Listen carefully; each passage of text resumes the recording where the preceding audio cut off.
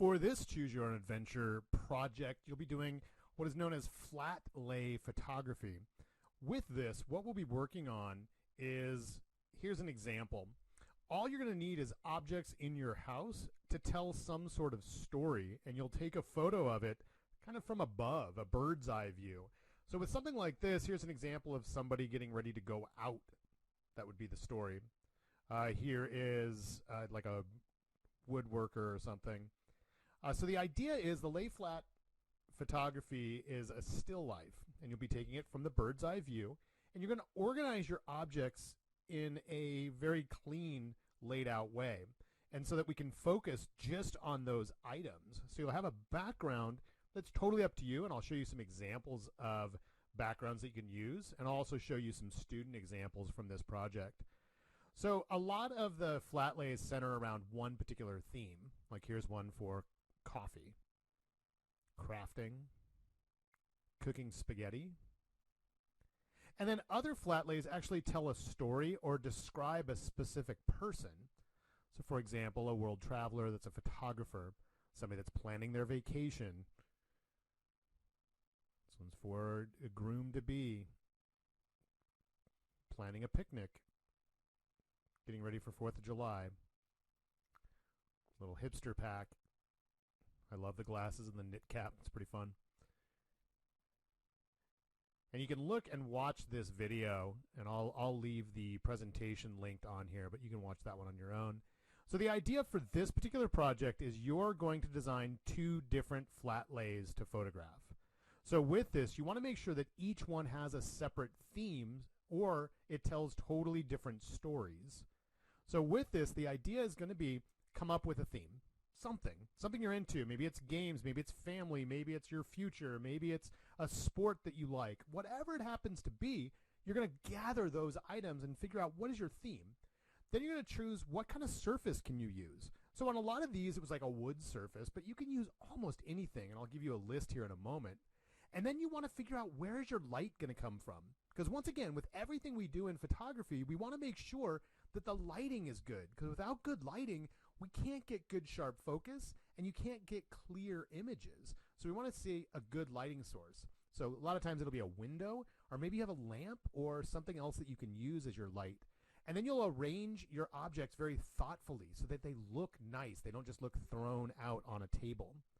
So with the theme, you want to brainstorm some different ideas. Look at some stuff that you have around your house. Think about things that you enjoy doing. Think about stuff that reminds you of your family, or things that are things that you miss, or your things you used to do in the past. Whatever it is, come up with way more themes than you think you might need, and just make a list.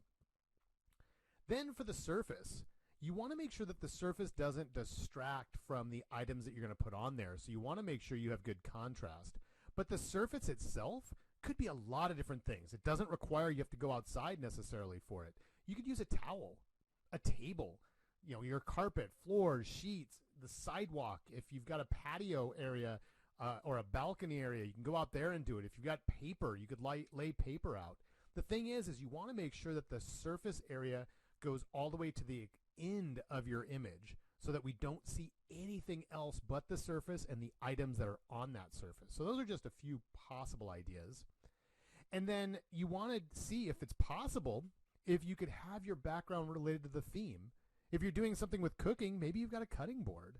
Maybe you use the stove, the top part of a stove instead.